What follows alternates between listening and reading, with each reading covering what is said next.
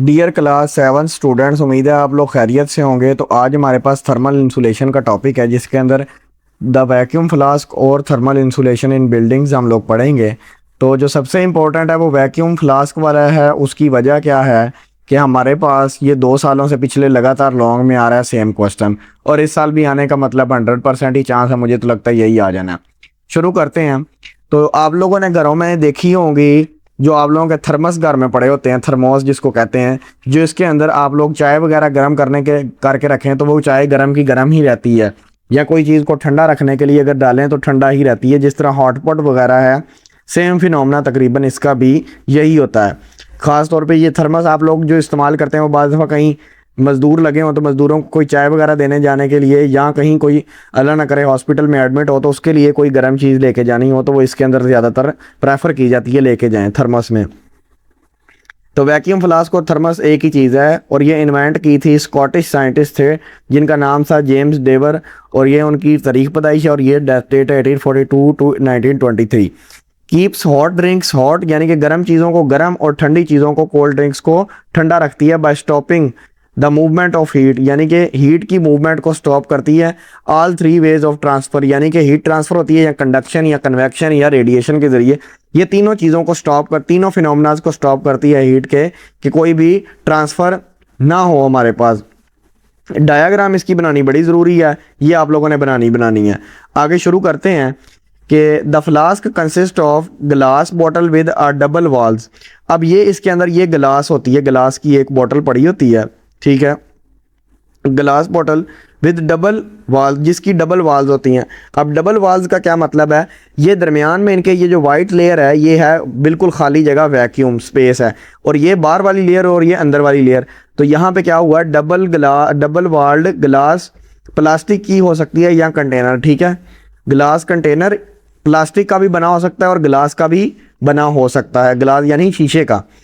There is a vacuum between these glass walls which stops the conduction and convection of heat, यानी कि इसके अंदर ये जो खाली जगह है, ये जो वाइट लेयर है, ये क्या करती है, ये वैक्यूम होती है, यानी कि वैक्यूम के अंदर से ना तो हीट ट्रांसफ़र होती है ना लॉस होती है। तो वैक्यूम कंडक्शन और कन्वेक्शन को रोक सकती है। कंडक्शन सॉलिड में से हीट ट्रांसफ़र होती है, अगर यहाँ से आगे जाने की कोशिश करेगी तो ये आगे वैक्यूम होगा, ये इसको वापस भेज देगा, यानी कि आगे कंडक्शन नहीं होगी, हीट वापस इधर ही ठंडक की ठंडक रहेगी और गर्माहट की गर्माहट अंदर ही रहेगी। इसी तरह कन्वेक्शन लिक्विड और गैसेस में होता है, तो गैस कोई बाहर जाएगी नहीं, यानी कि एयर पार्टिकल्स बाहर जाएंगी नहीं, और लिक्विड कहीं से बाहर टच ही नहीं हो रहा, जिसकी वजह से वो गर्म होगा ऊपर से, तो ये चारों तरफ से बंद है, ठीक है। तो ये फिनोमेना होता है। आगे radiation of heat is prevented by because the walls of the glass have silver coating, यानी कि इसकी ये जो ग्लास है ये आउटर और इनर लेयर जो है वो सिल्वर कोटिंग हुई होती है इसके ऊपर, जिसकी वजह से हीट ना अंदर जाती, ना रेडिएशन अंदर जाती है ना ही बाहर जाती है। Inside surface is silver to stop radiation, ये आउटसाइड पे भी ये असल में हुई होती है। आखिरी पॉइंट पढ़ेंगे तो तब समझ आएगी। अब ये सिल्वर क्यों है, सिल्वर की वजह क्या है, तो ये जो हमने पढ़ा था, kettles and saucepans are usually made silver और white so that they lose heat slowly, यानी कि ये सिल्वर का यही काम होता है सिल्वर कोटिंग का, कि ये हीट के लॉस से बचाए, यानी कि अगर गर्म चीज़ है तो वो गर्मी को बाहर नहीं जाने देगी, ठंडी चीज़ है तो वो ठंडी चीज़ को भी बाहर नहीं जाने देगी, या रेडिएशन को अंदर बाहर नहीं आने देगी। इस वजह से सिल्वर की इनर और आउटर कोटिंग होती है। The stopper is made of a good insulating material such as cork और hollow plastic which prevents conduction of heat, यानी प्लास्टिक जो होलो होता है, मतलब प्लास्टिक का एक ढक्कन है जो अंदर से खाली है, चारों तरफ से पैक्ड है, अंदर इसके वैक्यूम है, जिस तरह ये ग्लास के है।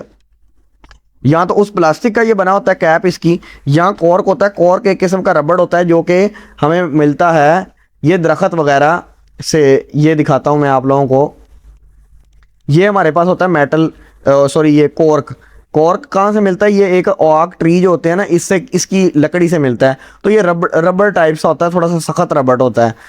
ये आप लोगों ने देखा होगा, ये बोटल्स के ऊपर ये वाली चीज़ लगी होती है, इस चीज़ को कॉर्क कहते हैं। ये ना बाहर जाने देती है अंदर और ना ही कोई हीट को अंदर आने देती है। तो ये आप लोगों को कॉर्क की अब समझ आ जानी चाहिए। ये वाली जो ओपनिंग है, यही ओपनिंग लगी होती है। ये देखें, ये लगा किस लिए रहा है ये वाली ओपनिंग, ताकि हीट लॉस वगैरह ना हो कोई किसी भी किस्म की। तो आगे चलते हैं। तो फ्लास्क हैज़ फ्लास्क जो होती हैं उसकी shiny outer case to reduce heat gain और लॉस बाय रेडिएशन। वो जो शाइनी लेयर होती है ना आउटर, वो यही सिल्वर वाली होती है जो मैंने पहले बता दी थी, इसके अंदर नहीं थी लिखी हुई, ठीक है। Inside silver to stop radiation, और आउटसाइड भी यही होती है सिल्वरिश टाइप की। अगर तो मैं आप लोगों को दिखाऊं, मेटल की जो बॉटल्स होती हैं वो ज़्यादातर कैसी होती हैं, ये देखें शाइनी होती है, ये देख लें, ये शाइनी नज़र आ रही है ना सिल्वरिश, तो ये इसीलिए होती है शाइनी ताकि हीट लॉस से बचा जा सके। आगे थोड़ा सा ये भी पढ़ लेते हैं, ये इसकी डायग्राम स्टडी कर लेते हैं। प्लास्टिक कैप हो गया, प्लास्टिक की बनी होती है या कॉर्क की। उसके अलावा डबल ग्लास वाल्ड होते हैं, वो पढ़ा दिया, इस तरह बना लेनी है। प्लास्टिक प्रोटेक्टिव कवर, यानी कि अब ये गिलास का अगर हो तो गिलास तो ज़रा सा उसको ठोकर लगेगी तो वो टूट जाएगा। इसके बाहर वाली साइड पे एक अलहदा कोटिंग लगी होती है जो कि प्लास्टिक की होती है, जो इसको प्रोटेक्ट कर रही होती है। जिस तरह वो कहते हैं ना ये थर्मस प्लास्टिक का है, तो वो अंदर से गिलास या उसके अंदर वो गिलास की लेयर या प्लास्टिक की लगी होती है जो हीट लॉस को रोक रही होती है, लेकिन ये बाहर एक प्रोटेक्टिव है।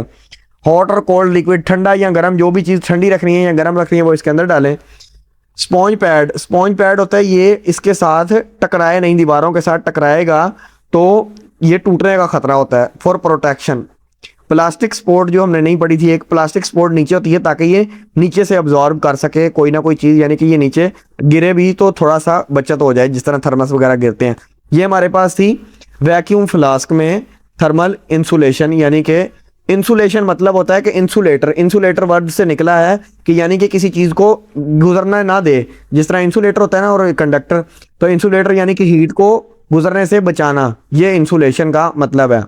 आगे हम लोग पढ़ेंगे थर्मल इंसुलेशन इन बिल्डिंग्स के थर्मल यानी कि हीट, थर्मल मतलब हीट, इंसुलेशन अंदर आने से रोकना यानी किसी चीज़ को गुजरने से रोकना, यानी कि हीट को गुजरने से रोकना।